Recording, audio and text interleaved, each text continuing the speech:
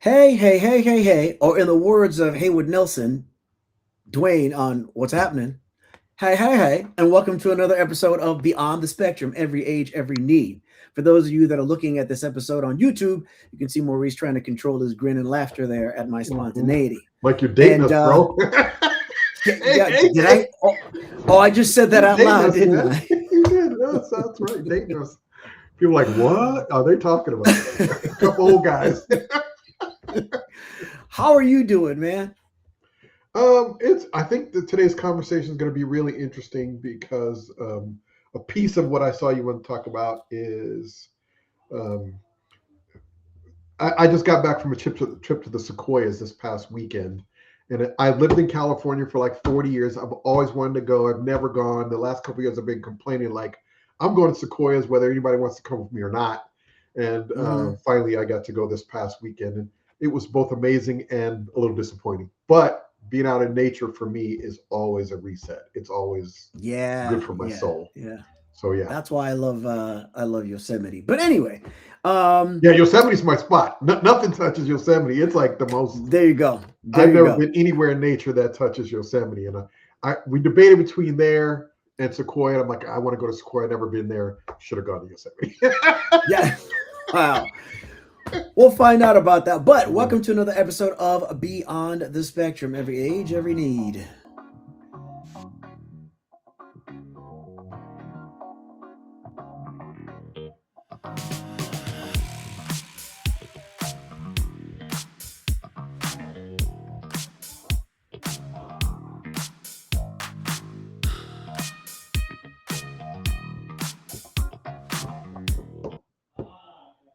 All right, all right, all right. Well, before we jump right into it, let's first uh, thank our partners at Billy Footwear. They are makers of adaptive footwear for all, but especially those who may have challenges putting shoes upon their feet.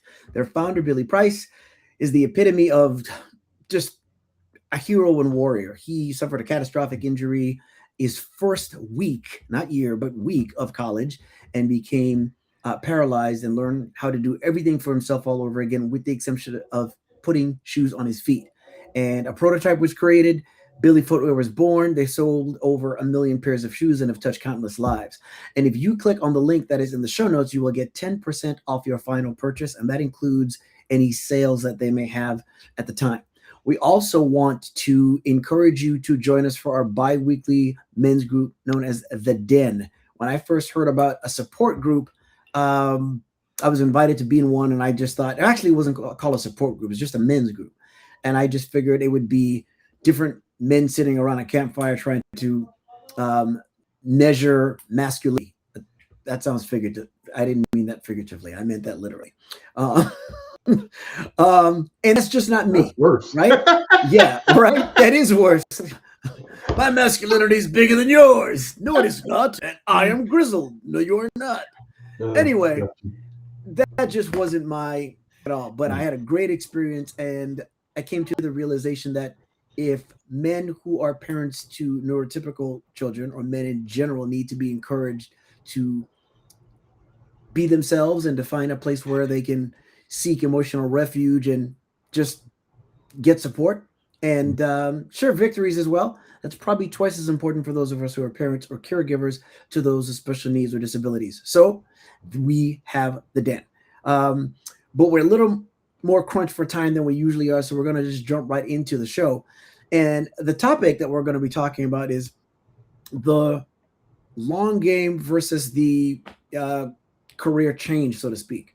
And here's what we mean by that. When you are faced with a diagnosis of special needs of some kind, the first thing that you need is flexibility with regard to your job, because you need to be able to provide for your family. But depending on the level of support and the challenges that the disability may bring, you need to have flexibility with regard to doctor's appointments, therapies, things of that nature. And then even once your children are in school, you've got to somebody's got to be able to kind of move on the fly with things that may come up in school. And Maurice and I both happen to be blessed with professions and careers that consist of flexible schedules at the time that each of our sons was diagnosed. But that's something that we can still relate to because I know how important that flexibility is. And then the other thing is, we're going to be looking at is the choices that you make with regard to the long game. You're in a career for 20 years. Once you've done that, how do you maintain passion and excitement for that? Especially if it gives you the flexibility that you need, because it's a little more difficult for us to reinvent ourselves Mhm. as parents who happen to be caregivers as well. So, why don't we start with you were working in is it banking or real estate when Isaac was diagnosed Kind of officially? a combination. I was in mortgage, so I was on the wholesale side of the mortgage industry when we got Isaac's diagnosis. In fact, we had just moved from California to Washington State, Mm-hmm. and my wife had already had some inklings that something wasn't right. So we ended up taking him to a well-renowned hospital up there in Portland, Oregon. They did some testing. They came back and said that Isaac had autism, uh, and we didn't even know what that meant. So it was the beginning of a an education. Mm-hmm. And actually, kind of, it was interesting for my life. We had again just sold our home in a beach community in California, and that sale was fantastic. Um, we got up to Washington. I was working from the same bank that I had worked for in California. We got Isaac's diagnosis. I had never finished my bachelor's. I had had my associates. I had got my bachelor's. So it was a weird culmination of multiple things. Isaac's diagnosis, moving to a new state, um, Mm-hmm. and I took a sabbatical. But I took a leave of absence as soon as we found out about his diagnosis for 90 days, and then when the 90 days was up, I'm like, I'm not ready to go back to work. So I ended up not working by choice for about 2.5, almost 3 years. Uh, Mm-hmm. so was available, for therapies and all of that stuff. Right. Interestingly enough, sadly enough, we're either way, is right when I was about ready to go back to work. I got my degree at a university up there. Right when I was ready to kind of jump back into the mortgage industry was 2008, 2009, as the mortgage industry was blowing up. Uh, Mm-hmm. we were having the whole financial meltdown. And then it was like, okay, we're ready to go back to work, but there's no work to go back to. So um, I ended up making the pivot to technology sales, but it caused some challenges. I don't think I ever really knew that. And here's what's interesting too. So, and we're going to be talking about this because with the new firm that I'm that we've launched and everything with in financial services. April is financial literacy month and financial literacy month, and April is also World Autism Awareness Month. So those two things go hand in hand. For you to be able to take that much time off to begin with, when you were making money, obviously you were doing a good job of saving and putting stuff away anyway, right? Mm-hmm. Yeah. Um, yeah. Where did you kind of get that from? Even though we are not in financial literacy per se, but I think it's so important to our community. Uh, I'll credit my wife with that. Um, I've never really been into labels and all that stuff. I have always loved cars.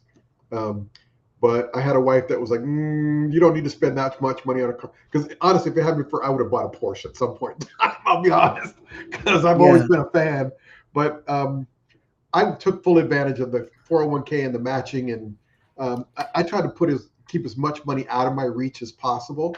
So I Mm-hmm. maxed out everything as far as company stock and all that stuff because I figured if it's not in my account, I can't spend it. Right. And so that worked really well. The weird thing is we sat with a financial planner probably a couple of years before I moved to Washington, and the guy was like, "Wow, you're kind of ahead of the game. You're looking really good here." Well, by the time that the financial crisis was over, it was all gone. My 401k was gone. Everything was gone because it took me kind of multiple years. Again, I went 2 or 3 years without working. When I was ready to go back to work, it had all blown up. Had to Right. find a new career, and then getting back to my income level where I was before I kind of took that leave of absence took like 5 years. So Mm. it all got chewed up. So in essence, I started over again in 2015. So Mm-hmm. yeah, Wow. yeah. Okay. Well, that's something. Now, how did you? Where? How did you pivot to technology sales? I figured it was I had always kind of, I got a cell phone early. I got a Palm Pilot early. I liked technology. I could see the benefits of it. And Hmm. it was the market. It just felt like it was the space where I could make the most money. And I had an Mm. affinity for technology. So, I did it old school. I started applying, the normal way online. Then I saw an opportunity I really wanted. I went to that office location, met the VP, just happened to catch him in the office and said, "Look, you need to hire me." And he did. Mm. So, yeah, Wow. Okay. Wow. crazy story. No. I like that though. No, I like that. I like that. Again, because anything that's important to the general population is twice as important to our community. And that Mhm. is in terms of being able to go out there and just, make something happen. So how long have you been in technology sales now? Since 2015. Okay. Well, So no, that's yeah, was that? No, that's not no. true. Mhm. 2012. Yeah, 2012 was the one company that. Yeah, 2012. Okay. So 2012. And Isaac is now 22, Three. 23. 23. Okay. Where are you? So like, we're talking about the long game versus of the midlife change or pivot, because as I mentioned, there's also this challenge of doing something for 20 years plus, Mm-hmm. and the challenge of being invigorated by it when Mm-hmm. it still provides you the flexibility and income that you need. Because with him being 22, not having prospects for living on his own, Mm-hmm.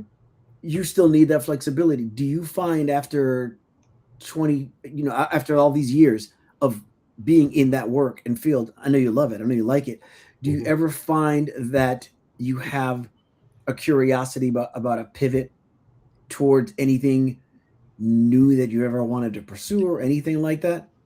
Yeah, absolutely. I think even if you love a job, after a while, it becomes very rote, right? You say that you Mm-hmm. say the same things, you have the same conversation, you deal with the same documents or dig the same holes or whatever it is you do. Um, Right. no matter what it is, I think at some point in time it becomes rote. It becomes kind of boring. Mm-hmm. So yeah, I struggle with that. I definitely even now I can, um, you know, I'm open to recruiters, and I'm always and I get reached out to fairly consistent. And I like to just hear what's out there. Nothing Mm-hmm. has piqued my interest enough to make a transition, but I'm not. I am open to it, and I don't know if this is irrelevant, but both my parents have Alzheimer's, so I want to keep my brain working at all times because I'm kind of That's completely irrelevant. Yeah. afraid of that impact, right? Of that hitting me. And one of the things I say to avoid is keep your brain active, keep growing. So that is kind of a weird side issue that keeps me. I've been working on Duolingo Spanish for like since the COVID hit because I want Mm-hmm. to keep my brain active and learning because I don't want to go down the same path or I want to postpone going down the same path as my parents as long as possible, Right. if that makes a difference. That does make a difference. Um, and for me personally, I've been in the same industry now for this September will make it 20 years, and it wasn't one that I chose. It kind of chose me, because I'm as much of a numbers person as say I have to be or had to be. And Mhm. part of the reason was because I needed the flexibility. So when Elijah was born, um, I didn't notice anything that was wrong for several reasons. Some that I'm certain of, some I'm not sure. The one I'm not sure of is whether or not I was just too dense. I don't know, because I quite frankly thought that if he picked his nose, it was beautiful. Just look at my boy. It was just I couldn't see anything wrong. Mhm. But I think personally, because Laura had two daughters from her previous marriage, and the fact that girls mature faster than boys, I think she was quicker to notice little milestones not quite happening the Mhm. way they should. Mhm. And I won't get into um, anything, uh, trying to word this correctly, because YouTube has some very uh, specific guidelines with Oh, regard to the algorithm, and having things put in one's body for protection and that kind of thing. Oh, Um, the yeah, V word. yes, yes, yes. Right. So when it comes to when changes were, no, I didn't notice enough to Hmm. say that Hmm. those things make a change. However, um, that was her observation, and I'm not in a position to challenge it. But Hmm. my point was that I was working for in mortgages as well. As you would remember, I was working for um, Countrywide Home Loans, who was the largest lender in the country at Hmm. that time. Hmm. And um, my job was, working as an inside sales support rep. So I did that, and I I had been looking because I had kind of topped out in that department. Couldn't find anything within to make a move in other departments or anything like that. And an opportunity came up in financial services, and it was difficult. I mean, it was very attractive because I was like, I remember Laura telling me when we first started dating. It's important for one parent to be able to be at home. Yeah, that's important. Yeah, yeah. Hmm. But over my head. And then she also mentioned that life insurance was important, and I was like, yeah, sure, it is. Who the Lakers playing tonight? I'm just, it just wasn't not my thing at all. Hmm. But if I had a shot at making some decent money and on top of that have control of my time and schedule once he was born, and actually it was before the diagnosis because the idea of him being in a daycare with somebody that we didn't know because we were both working corporate jobs, Hmm. that freaked me out. I was Hmm. just like, and I had a friend who had his daughter at a daycare. We toured the daycare and everything, and I was just like, I just don't know. I don't know. And when I found the opportunity in financial services, um, I really roll the dice, burn through a 401k, um, burn through all kinds of money, and things got rather tight and scary. Those are some really like lean, scary years. Matter of fact, I remember Really, I um, didn't know that. What years were these? Were the same years I was lean and scary? yeah, because Years were these? he was born in '06, and it was like from '06 to, Oh yeah. man, like 2010, something like Yep. that. And I was oblivious to, I mean, because I was in financial services and people were talking about the crash and all that kind of stuff. I was aware of it, Hmm. but I felt like circumstances outside of the market had everything to do with my situation. I thought that it was me because, one, I was trying to just get a grip on what I thought I could control, and then Hmm. on top of that, I was just so scattered. I'm an easily distracted individual. So, I've got to like really like lock in. I am my greatest ally, um, and my greatest enemy. I guess that's not much different from that's the human experience Hmm. altogether. You Hmm. know, there is a. It's funny. I was talking to my dad the other day, and he was telling me there's this thing called jihad al nafs in Islam, and it essentially translates to like the war of self. There's different types of nafs, whether it comes to ego. Ego is one of several of them, and there's different levels, and the the ego in the material is the highest, is the lowest, the simplest. So there's always a battle with self, and I was just going through it, talking about like car repossessed, like the man, just some scary stuff, you Hmm. know. Hmm. Um, Pick up the kids from school, come home, and see a guy from the power company driving off in a little pickup truck. I was like, why is he driving? Oh man, walk in, lights are turned off. Like, Oh man. damn. Go Yeah. down there at the window, kid in your arm, bargaining with the guy behind the counter about a payment arrangement and everything. What does Hmm. it take for him to get turned back on today? I felt like Chris Rock in, I'm gonna get you sucker when he walked into Isaac Hayes' diner, wanted to use how much for some ribs, and he told him how much. He's like, damn. Mm. And he's sitting there counting his coins. Then he's like, how much for some soda? He tells him the price of the soda. Then he goes, damn. How much for a sip?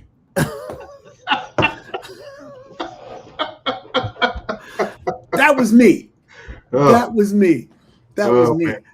The person that was so broke they couldn't pay attention, I needed Mm. to borrow money from them.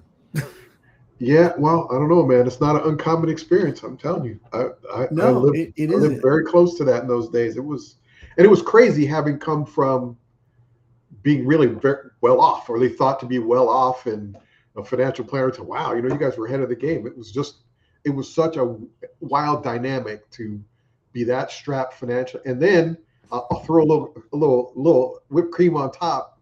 My wife and I were both diagnosed with cancer within like 3 months of each other. Both of them very early stage.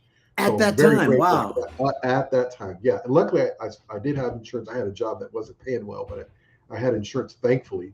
So, but we had all these money challenges and cancer and a house full of kids, and it was rough, bro. Rough. Wow. Yeah. Yeah. Yeah. I can relate to that. And that's why we sit and I look at each other, we look at each other now and it's just like, Mm-hmm. man, having the right person with you is just that's no joke. We can do a whole nother show about that. And no matter how much you love them and how much there for you they are, you know, because that's what a diagnosis does anyway. It's either going to bring you together or rip you apart. And if it rips you apart, I tend to think, and this is my thought anyway, that if it wasn't for that, it was going to be, if it wasn't that, it would be something else, right? There'd be some feather that, um, or straw that breaks the camel's back. Mm-hmm. And when you're able to look back on it, as much as somebody may mean, because I remember what I felt when I saw her come walking down the aisle. I was just like, damn, dude, that's you, man. Uh. Mm-hmm. And as great as that is and feels and everything, Mm-hmm. that person is twice as beautiful when you come through, smell like crap because you've been through some crap, and you get to the other side smelling a little more like a rose. You Mm-hmm. know, your stuff is a little more secure about anybody kind of getting in between that, and you just there's just nothing like security of self and the person that you're with. But when it comes to making those moves in terms of work and career and everything, it's it's not as easy. It uh, never is. It never is. So you mentioned that you'd be open to things as far as a pivot goes and everything. I think that's good too. That says a lot of more about you than you realize, because as important as the need is for the right type of income and flexibility, you know, most people wouldn't hold it against you to say, "Nah, I'm not going anywhere." And we don't mean to imply that you don't like your job, but if you were in a situation where you just hated it, but it gave you the flexibility and the money, Mm-hmm. was there, and you were committed to not leaving it because of that, nobody would hold that against you. So for you to be that flexible in terms of your mindset as well too, that that's a great thing actually, because everything that we want, that which we want the most, is out on the other side of our comfort zone. And when you're a parent and caregiver, comfort zone is pretty sexy. Yeah, because it impacts other people, that people besides yourself. Absolutely. Yeah. I'll be honest. I wouldn't take another opportunity unless it. Again, I've been sales. I've been selling since I was 8 years old. That's what I do. So it Hmm. would have to be another sales role, and it would have to have that same kind of flexibility, and it would have to have that same kind of likely income for me to make a Yeah. transition. I don't mind moving to a new product, but I am not going to risk, the ability to provide for my family, or driving it, doing a commute into an office 9 to 5, 5 to. Mm-mm. Yeah. So I still I think am it's open, exceptionally but open. open with some parameters, if you know what I Oh, mean. sure. I Yeah. just think it's, to be doing good under any circumstance, let's take the caregiving aspect away. Mm, To be doing well by most people's standards under any circumstance and be open to something else mm, under any circumstance, mm, that says a lot, because at the same time, just as I said before, being able to being quote unquote married to what you know and not necessarily open because it gives you what you need to be the best caregiver you can, mm, like I said, there's nothing wrong with that and nobody would hold that against you. mhm, But by the same token, it's almost twice as important to be open to new things, whether it's opportunities, new foods, or a new route home or whatever. Because if we're not growing, we're dying. And the opportunity to grow in any way, shape, or form makes one not only a better caregiver, but a better human being. mm. because then becomes a very thin line between being alive and living. Hmm. Interesting. You know, because you think about it, it's just like when we would ask, you know, um, just today as we used to, ask the guests, hey, give us one example that you really of a belief you once had that you felt strongly but now no longer believe to be true. And people are, like, oh, and they have an answer right off the top of their head. Then they're like, hmm. And I would always say there is no wrong answer. If your answer is that I used to like anchovies and now I don't, or vice versa, you're just not that deep. That doesn't make you a bad person. You just haven't thought about much more other than what's right in front of you, you know. Mhm. Mhm. And that's not unlike most people because most people don't even think about what they think about. Most people don't even know like their thoughts. Stuff is like that automatic. Most people have the level of consciousness of I don't know, a mustard seed or something, or something inanimate. Just Mhm. it doesn't make you a bad person, but most of us just move on autopilot and we don't even know why we do what we do. Mhm. Mhm. So if it's important for anyone to have consciousness risen, man, it's 10 times more important for us. So if that takes place with regard to opportunity for income, a new food, or anything, no matter what it is, that's a great thing. So you can go ahead and give yourself some credit for that because I just think it's tremendous. There you go. Okay, thanks, Those man. that are looking at on YouTube, I patting patted myself on the back. That's right. and he read my mind because I'm saying go ahead and do that. Well, think about it. We live here in Los Angeles, right? We're going to call this episode the tangent episode. They're tangents, but they're all connected. Mhm. We live here in Los Angeles. Um, I live in the San Fernando Valley. It's one of the two biggest metropolitan areas of Los Angeles. There's a lot more LA than Mhm. LA Yes. in general in the valley. But there's a lot of people that live in the valley and never go to LA and vice versa. To Mhm. say the same of people who live in one part of the world and never visit the other. And when people kind of operate that way, I always say that they have a backyard mentality, which is that they don't go past their backyard, Mhm. like ever. They're not even curious about taking a different route home, what a different food tastes like or anything. And if Mhm. you think about it, if most of us think that way, there's no wonder that we have more division than we do unity because nobody's even curious about the other person or any other thing. You get a bunch of kids and put them in a sandbox and they're a bunch of different races and nationalities, they're going to be bold and ask questions of each other that we would never dare to ask. It's like I said, my wife is Mexican American. When we first met and I met her, the youngest of her nephews, he touched my head and he said, Shawn, your hair feels like paper. I just thought it was the most beautiful thing. Just laughed because he obviously had never touched the hair of Mhm. a black person before. Mhm. I was like, Mhm. we had more of that, we'd be all right. And those are the things I'm talking about when I say that we need to remain more childlike and less childish. Ask more questions, make less statements. The most fascinating things on the planet are children or older people because some of them have been here, have some, just gotten here, have so much to learn, and can at the same time teach you and convince you that they've actually been here before. Mhm. Other people, because they've been here for so long and seen so much, they have a lot to offer as well. Mhm. But the converse of that is if they've been here for years and they've only held on to what they know, well, then what they can give you is limited unless you want to learn what not to do. Yeah, that's a true statement. That is Yeah, a true statement. yeah. It's funny because I feel like I just never every day there's something new that I find that applies to the words that I always say, which is that anything that applies to the general population applies to ours 10 times more so. There's always something.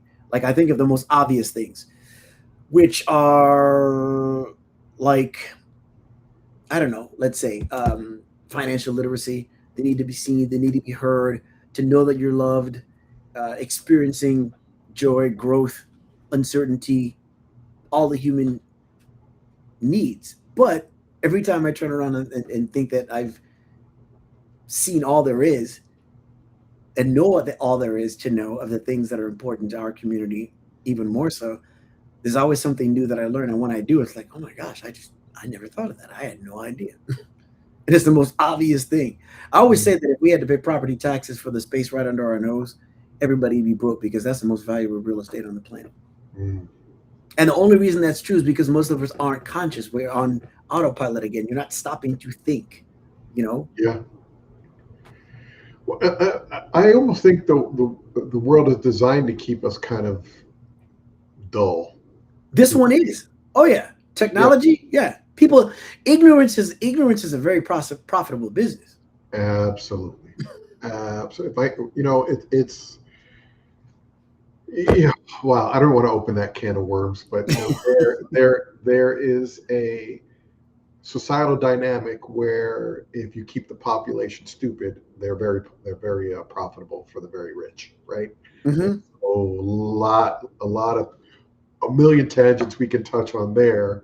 Um, One of the things that I'm very grateful for is um, we had that thought about sending our kids to daycare and kindergarten, and we ended up homeschooling all of our kids because we were just uncomfortable with that. And what I wanted for them, what we wanted for them, is for them to be free thinkers and for them to pursue what interested them. Um, so we had a very kind of almost a hippie upbringing for our kids. Our house was Hmm. full of books and chemical sets and stuff like that, and we would just kind of let their interest. I would fund their interest. We'd go get books on it. We'd get artwork, art materials. We'd get whatever, and really let their interests drive their education. Of course, we did the core stuff, math and English and grammar and all that stuff. But um, we had so many books, bro. My house was a library, man. It just books. And the thing I hated is, we'd go to Barnes and Nobles, and I had my three daughters first, and they're all, we call them book gobblers. They'd get a book and read it like that. Yeah. And I'd go to Barnes Noble and I'd pay $60 for these books for the girls, and the 2 days they were like done with them all. I'm like, you gotta be kidding me. So like, I told her, we gotta do library. I can't keep spending all this money on books that these girls are done with in a day. Hmm. It became a family tradition. Go to Barnes and Nobles. Anyway, Yeah. sorry, other tangent. No, that's okay because I'm now resisting the urge to go down that one, which is just about change. You know, the fact that there's not that many Barnes and Nobles or bookstores to Yeah. Oh go my to. God. Yeah. It's changing. Bookstores and magazine stores and record shops are like those are shrines. Hmm. Hmm. You know, I don't know if you remember our good friend Kerry Knight, former neighbor, used to ask me like, "Oh, what's the ingredients? No meat byproducts, huh?" Because he would say that because I would read the album cover and I wanted to know who was responsible for everything on it. It was just an entire experience. Yeah.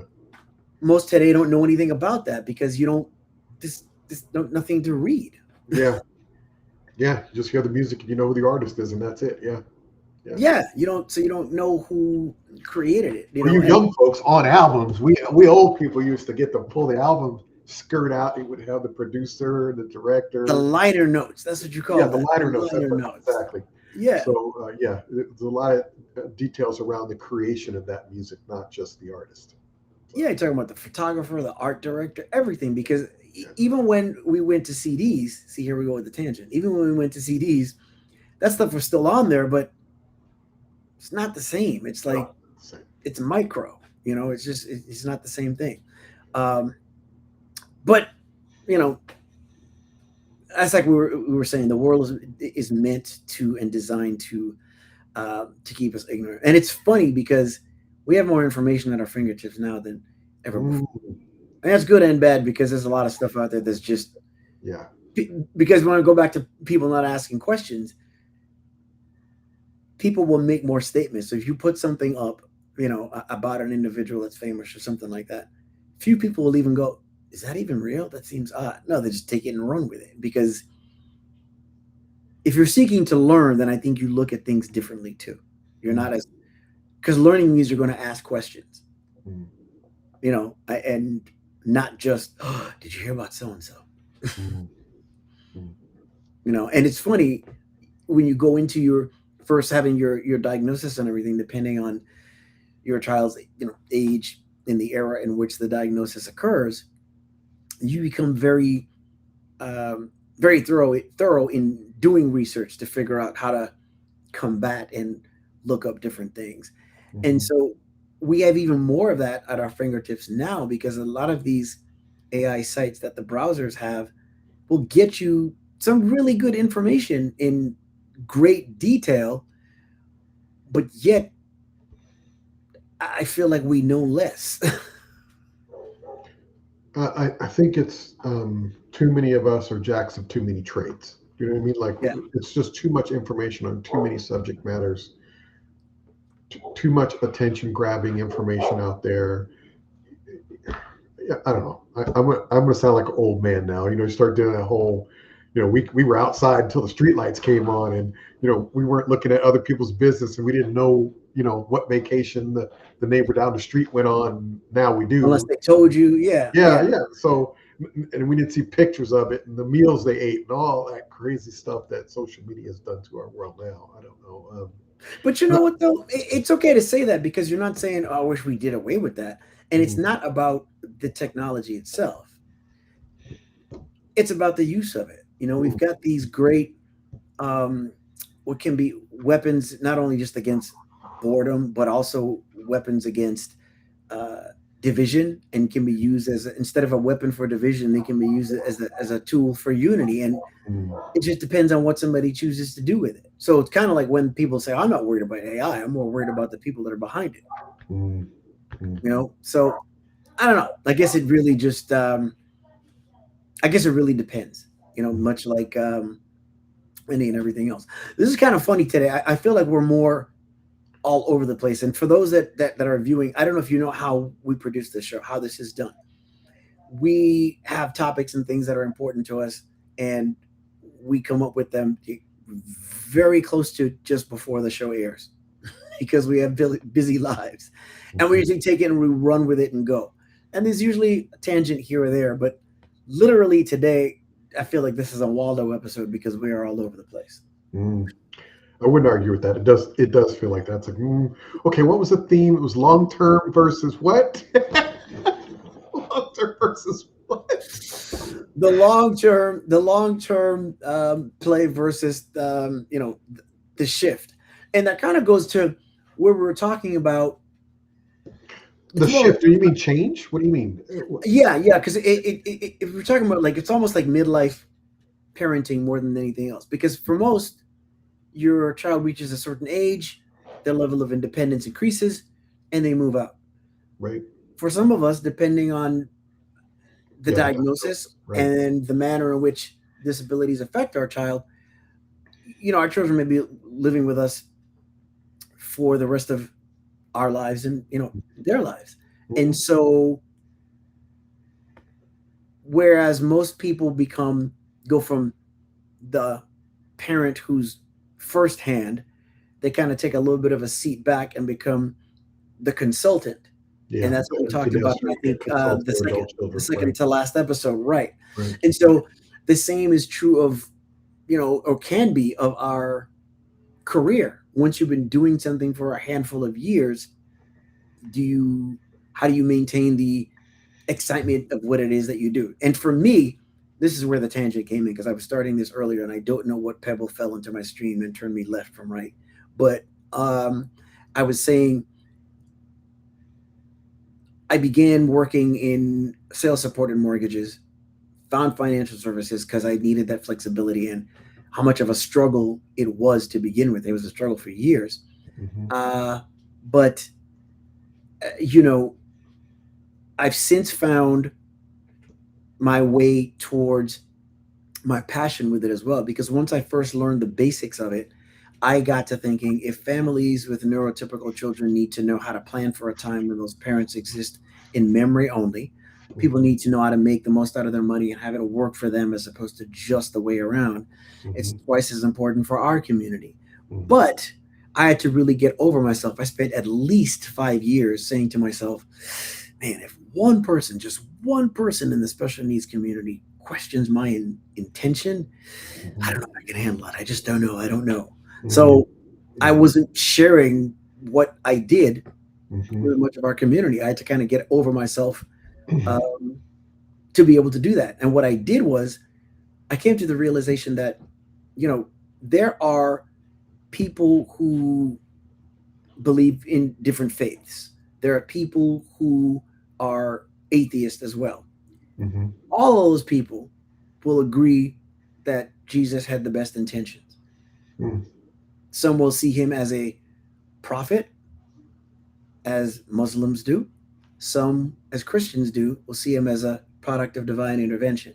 But they will, or immaculate conception, but they will all agree that his intentions were the best. And Hmm. despite his intentions, even for those that see him as otherworldly, he was questioned to the point of death, right? Hmm. And I am but a mere mortal, but despite being a mortal like everyone else, filled with the capacity to do great things and inspire people in great multitudes and numbers and affect lives of those that are not yet born. But despite that, I am not greater than this world, so to speak, right? I'm not Jesus, you know, Yahweh or Prophet Isa as he's known in Islam. So therefore, who am I to think that I'm simply going to share with people great information about how to plan for the future and not have somebody question it? Hmm. Hmm. Hmm. The only way to have no one question what you do is to do nothing. Right. So Right. I eventually got over that and realized that if I put too much of my energy towards the worst that could happen, I'll have less energy to give to those who will say, "Oh my gosh, where have you been?" Hmm. So that still exists for me, along with the flexibility that I need for Elijah's schedule and everything. And Hmm. so I don't have the quote unquote burnout to worry about. As a matter of fact, made some changes and a pivot within the industry of late that has me very very excited, which I'll be sharing. In the coming month, especially with it being Financial Literacy Month as well as Autism Awareness Month. So Gotcha. I don't I don't have that issue. But for someone that does, I could say wholeheartedly to explore that which really makes you happy and looking for something that makes both a dollar and a difference. Mm. Because those things go hand in hand. If you're able to do that and have some flexibility, uh, there's a good chance that you could find something that fits up that alley. And then at the end of the day, to really be truly honest with you, this literally just crossed my mind. This isn't an episode for a pitch or recruitment or anything like that. But if anybody does feel that way and they're open to something where they might be able to make both a dollar and a difference, then a conversation might be worth having if they don't create or find something like that on their own. Because I think that what Mm. we're doing right now provides a great opportunity to do something like that. Yeah, interesting. Cool. Yeah, yeah, So, um, but we have just a little less time than usual. I'm trying to think of what other aspects. Are there any other aspects of the stuff that we've been talking about that you wanted to touch on, or that might even be on your mind? Well, I thought we were going to kind of touch on the joy thing that we talked right before the episode. I guess there's not space for that, um, but I'll just make my little pitch out to our listeners is Mm-hmm. um, travel and mini vacations. Getting space and time away from your normal surroundings is good for the body, the mind, and the soul. And I Mm-hmm. know Shawn was just on a trip, and I did a weekend excursion out to the Sequoias. I've been in California 40 something years, never been to the Sequoias. Finally went there, and it was funny. I was really dealing with a lot of stress because Yeah, just the way work is sometimes, yeah, and I could feel it in my body. And then when I got back from that trip, all those feelings are gone. And, yeah. and work hasn't changed; it's the same stuff, but how I respond to it and how it Huge. impacts me has been changed profoundly. And I feel so much better after 2 days in the forest um, than than uh, than I have in weeks. So I just think if you have that opportunity to get out of your own environment for a little bit, maybe get out in space, Mm-hmm. to the beach, to the forest, to the mountains, to the whatever your nature thing is. I think it connects with our bodies in ways that we need and we don't even really understand. It does. And in closing, I'll say that the trip that Maurice is talking about is so I'm originally from the U.S. Virgin Islands. I had not been back to St. Thomas in 17 years. I've never been away that long. The last time I was there was when my grandmother passed away, and I quite frankly was not ready to go back to an island where she did not exist Mm, physically. mm, And it was easy for me to stay away because my dad made several trips out here. But my sister sent a text one day saying, "Hey, if I can figure out an Airbnb, do you think you guys can get down here to surprise Pops for his birthday?" And without thinking about it, we were like, "Yes." And mm, there's so many. I'm still trying to process all the things that came from that trip. So it was his mm, 83rd birthday. Elijah's 19, diagnosed with autism at 3, never been on a plane. And the first trip we take is one where he has to take not one, but two flights, including a 3-hour layover, going and coming. And we were only there for 4 days. mm, And so it was just one marathon, you know, after the other. Don't know how I had the energy that I did. Actually, I do, because I was running on love from the time we went out the door. And I'll mm, be documenting and sharing it. And so there's several things to take away from it, which is that we're masters of complication as human beings. Because all I could ever think before was like, if we end up on a plane with Elijah, I'm going to be on the news, you know, and it won't be good, you know. I was just so certain of that for years. And I mm, was really concerned with how he would be during takeoff and landing. With the exception of a couple stairs here and there because of his stimming, mhm, he was fine. And especially running on sleep deprivation on the way down there because it was a red eye that we took. mhm, So I was saying, just as people process grief when they lose a loved one, I'm going through something now where I'm processing joy because of what I've gained versus loss. And it's an amazing problem to have. So it's been a tremendous spiritual journey. mm, So, mhm, with that said, and like I said, I'll be sharing it in coming episodes mhm, because I think there's so much for everyone to get out of it. But with that said, I want to thank everyone within the sound of my voice for tuning in and joining us. Maurice, I want to thank mhm, you. I'm just so grateful for this platform that we have. yeah, me too. Again, click on the link in the show notes to get 10% off your purchase from Billy Footwear. I encourage you to join us for our bi weekly group known as The Den. You can reach us at Change the World at Beyond the Spectrum Podcast.com. That's Change the World at Beyond the Spectrum Podcast.com. The website is Beyond the Spectrum Podcast.com. You can find all the episodes there. If there's anyone that you think we should be talking to, we'd love to hear about it. We'd love to hear from you. And Mhm, just remember, questions are more powerful than statements. Let's try and be more childlike and less childish. And I just want to thank the women in my life without whom I would be nothing. And thanks to everyone. We love you so much.